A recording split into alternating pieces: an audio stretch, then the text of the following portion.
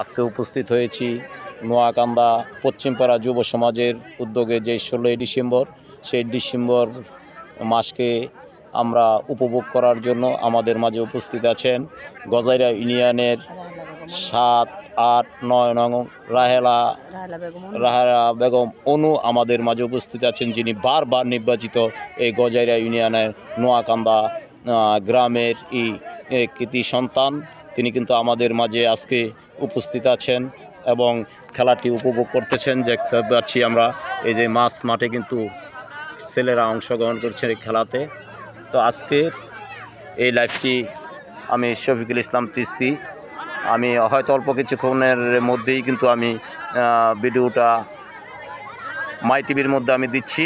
তো বিকালে হয়তো হবে, তো মাই টিভির মধ্যে আমি দিতে যাচ্ছি। তো আপনারা দেখবেন, সবাই আমাদের জন্য দোয়া করবেন। এই বলে আমি বিদায় নিচ্ছি। আসসালামু আলাইকুম ওয়া রাহমাতুল্লাহি ওয়া বারাকাতুহু।